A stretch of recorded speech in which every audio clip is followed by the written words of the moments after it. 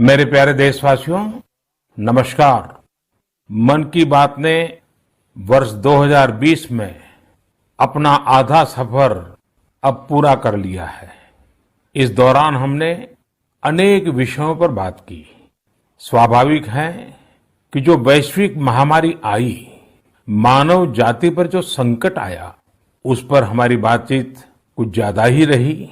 लेकिन इन दिनों मैं देख रहा हूं, लगातार लोगों में एक विषय पर चर्चा हो रही है कि आखिर ये साल कब बीतेगा। कोई किसी को फोन भी कर रहा है तो बातचीत इसी विषय से शुरू हो रही है। ये साल जल्दी क्यों नहीं बीत रहा। कोई लिख रहा है, दोस्तों से बात कर रहा है, कह रहा है कि ये साल अच्छा नहीं है। कोई कह रहा है 2020 शुभ नहीं है। बस लोग यही चाहते हैं कि किसी भी तरह से ये साल जल्द से जल्द बीत जाए। साथियों, कभी कभी मैं सोचता हूं कि ऐसा क्यों हो रहा है। हो सकता है ऐसी बातचीत के कुछ कारण भी हो। 6-7 महीना पहले ये हम कहां जानते थे कि कोरोना जैसा संकट आएगा और इसके खिलाफ ये लड़ाई इतनी लंबी चलेगी। ये संकट तो बना ही हुआ है, ऊपर से देश में नित नई चुनौतियां सामने आती जा रही हैं।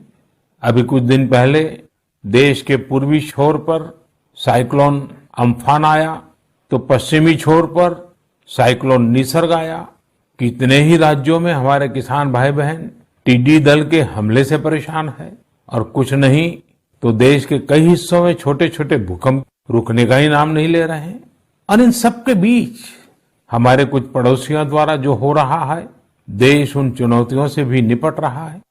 वाकई एक साथ इतनी आपदाएं, इस स्तर की आपदाएं बहुत कम ही देखने सुनने को मिलती है। हालात तो ये हो गई हैं कि कोई छोटी छोटी घटना भी हो रही है तो लोग उन्हें भी इन चुनौतियों के साथ जोड़ करके देख रहे हैं। साथियों, मुश्किलें आती हैं, संकट आते हैं, लेकिन सवाल यही है कि क्या इन आपदाओं की वजह से हमें साल 2020 को खराब मान लेना चाहिए। क्या पहले के 6 महीने जैसे बीते उसकी वजह से ये मान लेना कि पूरी साल ही ऐसा है, क्या ये सोचना सही है? जी नहीं, मेरे प्यारे देशवासियों, बिल्कुल नहीं। एक साल में एक चुनौती आए या 50 चुनौतियां आए, नंबर कम ज्यादा होने से वो साल खराब नहीं हो जाता। भारत का इतिहास ही आपदाओं और चुनौतियों पर जीत हासिल कर और ज्यादा निखर कर निकलने का रहा है। सैकड़ों वर्षों तक अलग अलग आक्रांताओं ने भारत पर हमला किया, उसे संकटों में डाला। लोगों को लगता था कि भारत की संरचना ही नष्ट हो जाएगी, भारत की संस्कृति ही समाप्त हो जाएगी। लेकिन इन संकटों से भारत और भी भव्य होकर सामने आया। साथियों, हमारे यहां कहा जाता है, सृजन शाश्वत है, सृजन निरंतर है। मुझे गीत की कुछ पंक्तियां याद आ रही हैं। यह कल कल छल छल बहती, क्या कहती गंगा धारा। यह कल कल छल छल बहती, क्या कहती गंगा धारा। युग युग से बहता आता, यह पुण्य प्रवाह हमारा। उसी गीत में आगे आता है, क्या उसको रोक सकेंगे, मिटने वाले मिट जाएं। कंकड़ पत्थर की हस्ती, कंकड़ पत्थर की हस्ती, क्या बाधा बनकर आए। भारत में भी जहां एक तरफ बड़े बड़े संकट आते गए, वहीं सभी बाधाओं को दूर करते हुए अनेकों अनेक सृजन भी हुए। नए साहित्य रचे गए, नए अनुसंधान हुए, नए सिद्धांत गढ़े गए। यानी संकट के दौरान भी हर क्षेत्र में सृजन की प्रक्रिया जारी रही और हमारी संस्कृति पुष्पित पल्लवित होती रही। देश आगे बढ़ता ही रहा। भारत ने हमेशा संकटों को सफलता की सीढ़ियों में परिवर्तित किया है। इसी भावना के साथ हमें आज भी इन सारे संकटों के बीच आगे बढ़ते ही रहना है। आप भी इसी विचार से आगे बढ़ेंगे, 130 करोड़ देशवासी आगे बढ़ेंगे, तो यही साल देश के लिए नए कीर्तिमान बनाने वाला साल साबित होगा। इसी साल में देश नए लक्ष्य प्राप्त करेगा, नई उड़ान भरेगा, नई ऊंचाइयों को छुएगा। मुझे पूरा विश्वास 130 करोड़ देशवासियों की शक्ति पर है, आप सब पर है, इस देश की महान परंपरा पर है। मेरे प्यारे देशवासियों, संकट चाहे जितना भी बड़ा हो, भारत के संस्कार निस्वार्थ भाव से सेवा की प्रेरणा देते हैं। भारत ने जिस तरह मुश्किल समय में दुनिया की मदद की, उसने आज शांति और विकास में भारत की भूमिका को और मजबूत किया है।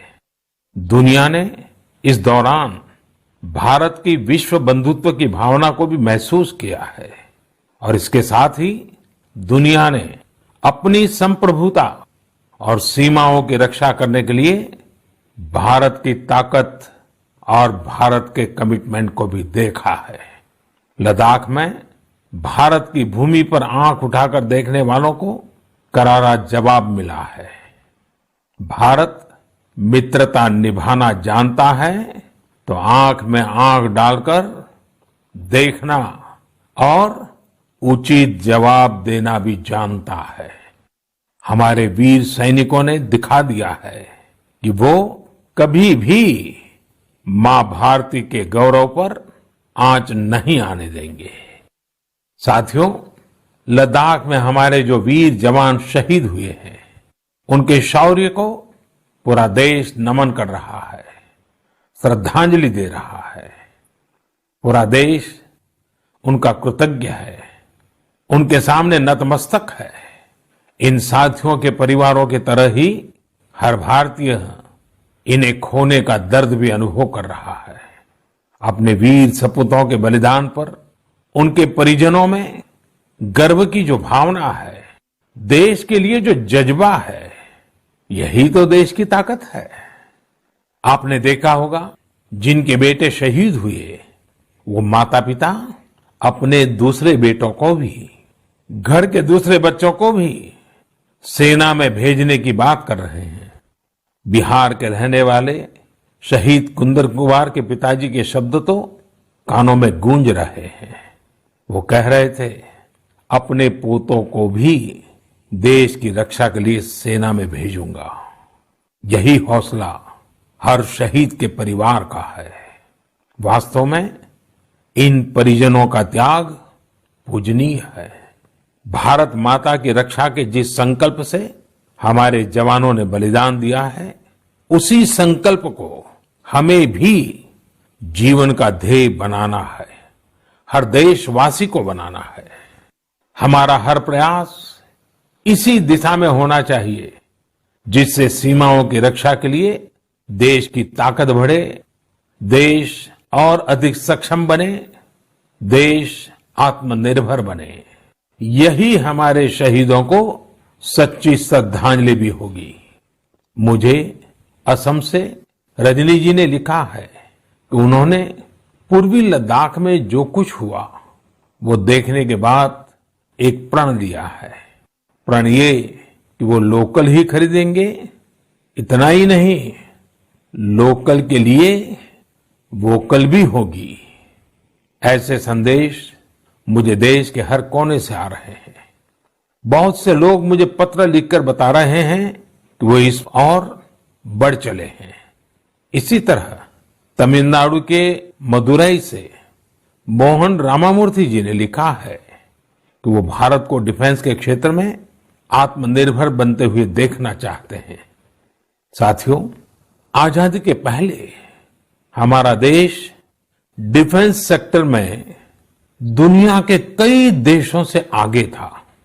हमारे यहाँ अनेकों ऑर्डिनेंस फैक्ट्रियां होती थी। उस समय कई देश जो हमसे बहुत पीछे थे वो आज हमसे आगे हैं। आजादी के बाद डिफेंस सेक्टर में हमें जो प्रयास करने चाहिए थे, हमें अपने पुराने अनुभवों का जो लाभ उठाना चाहिए था, हम उसका लाभ नहीं उठा पाए। लेकिन आज डिफेंस सेक्टर में, टेक्नोलॉजी के क्षेत्र में भारत आगे बढ़ने का निरंतर प्रयास कर रहा है। भारत आत्मनिर्भरता की तरफ कदम बढ़ा रहा है। साथियों, कोई भी मिशन पीपल्स पार्टिसिपेशन, जन भागीदारी के बिना पूरा नहीं हो सकता, सफल नहीं हो सकता। इसलिए आत्मनिर्भर भारत की दिशा में एक नागरिक के तौर पर हम सबका संकल्प, समर्पण और सहयोग बहुत जरूरी है, अनिवार्य है। आप लोकल खरीदेंगे, लोकल के लिए वोकल होंगे तो समझिए आप देश को मजबूत करने में अपनी भूमिका निभा रहे हैं। ये भी एक तरह से देश की सेवा ही है। आप किसी भी प्रोफेशन में हो, हर एक जगह देश सेवा का बहुत स्कोप होता ही है।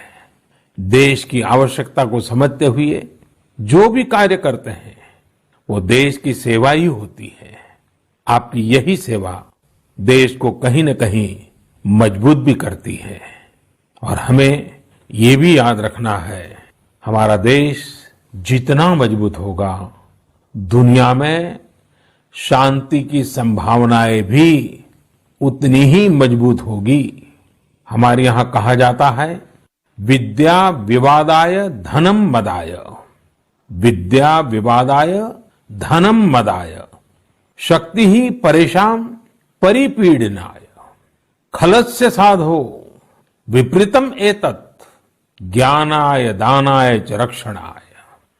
अर्थात अगर स्वभाव से दुष्ट है तो विद्या का प्रयोग व्यक्ति विवाद में, धन का प्रयोग घमंड में और ताकत का प्रयोग दूसरों को तकलीफ देने में करता है। लेकिन सज्जन की विद्या ज्ञान के लिए, धन मदद के लिए और ताकत रक्षा करने के लिए इस्तेमाल होती है। भारत ने अपनी ताकत हमेशा इसी भावना के साथ इस्तेमाल की है।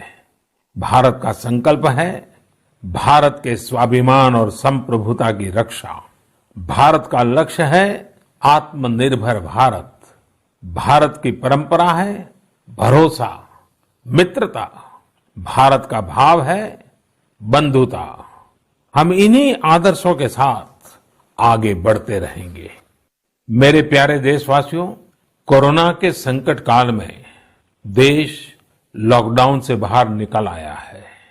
अब हम अनलॉक के दौर में हैं। अनलॉक के इस समय में दो बातों पर बहुत फोकस करना है, कोरोना को हराना और अर्थव्यवस्था को मजबूत बनाना, उसे ताकत देना। साथियों, लॉकडाउन से ज्यादा सतर्कता हमें अनलॉक के दौरान बरतनी है। आपकी सतर्कता ही आपको कोरोना से बचाएगी। इस बात को हमेशा याद रखिए कि अगर आप मास्क नहीं पहनते हैं, 2 गज की दूरी का पालन नहीं करते हैं या फिर दूसरी जरूरी सावधानियां नहीं बरतते हैं तो आप अपने साथ साथ दूसरों को भी जोखिम में डाल रहे हैं, खास तौर पर घर के बच्चों और बुजुर्गों को। इसीलिए सभी देशवासियों से मेरा निवेदन है, और ये निवेदन मैं बार बार करता हूं, और मेरा निवेदन है कि आप लापरवाही मत बरतिए, अपना भी ख्याल रखिए और दूसरों का भी। साथियों, अनलॉक के दौर में बहुत सी ऐसी चीजें भी अनलॉक हो रही हैं जिनमें भारत दशकों से बंधा हुआ था। वर्षों से हमारा माइनिंग सेक्टर लॉकडाउन में था। कॉमर्शियल ऑक्शन को मंजूरी देने के एक निर्णय ने स्थिति को पूरी तरह से बदल दिया है। कुछ ही दिन पहले स्पेस सेक्टर में ऐतिहासिक सुधार किए गए। उन सुधारों के जरिए वर्षों से लॉकडाउन में जकड़े इस सेक्टर को आजादी मिली। इससे आत्मनिर्भर भारत के अभियान को न केवल गति मिलेगी बल्कि देश टेक्नोलॉजी में भी एडवांस बनेगा। अपने कृषि क्षेत्र को देखें तो इस सेक्टर में भी बहुत सारी चीजें दशकों से लॉकडाउन में फंसी थी। इस सेक्टर को भी अब अनलॉक कर दिया गया है। इससे जहां एक तरफ किसानों को अपनी फसल कहीं पर भी किसी को भी बेचने की आजादी मिली है, वहीं दूसरी तरफ उन्हें अधिक ऋण मिलना भी सुनिश्चित हुआ है। ऐसे अनेक क्षेत्र हैं जहां हमारा देश इन सब संकटों के बीच ऐतिहासिक निर्णय लेकर विकास के नए रास्ते खोल रहा है। मेरे प्यारे देशवासियों, हर महीने हम ऐसी खबरें पढ़ते और देखते हैं जो हमें भावुक कर देती है। यह हमें इस बात का स्मरण कराती है कि कैसे हर भारतीय एक दूसरे की मदद के लिए तत्पर है। वह जो कुछ भी कर सकता है उसे करने में जुटा है। अरुणाचल प्रदेश की एक ऐसी ही प्रेरक कहानी मुझे मीडिया में पढ़ने को मिली।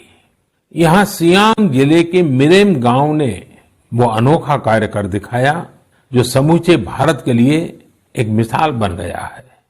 इस गांव के कई लोग बाहर रहकर नौकरी करते हैं। गांव वालों ने देखा कि कोरोना महामारी के समय ये सभी अपने गांव की ओर लौट रहे हैं। ऐसे में गांव वालों ने पहले से ही गांव के बाहर क्वारंटीन का इंतजाम करने का फैसला किया। उन्होंने आपस में मिलकर गांव से कुछ ही दूरी पर 14 अस्थायी झोपड़ियां बना दी और ये तय किया कि जब गांव वाले लौटकर आएंगे तो उन्हें इन्हीं झोपड़ियों में कुछ दिन क्वारंटीन में रखा जाएगा। उन झोपड़ियों में शौचालय, बिजली, पानी समेत दैनिक जरूरत की हर तरह की सुविधा उपलब्ध कराई गई। जाहिर है मिरेम गांव के लोगों के इस सामूहिक प्रयास और जागरूकता ने सबका ध्यान अपनी ओर आकर्षित कर लिया।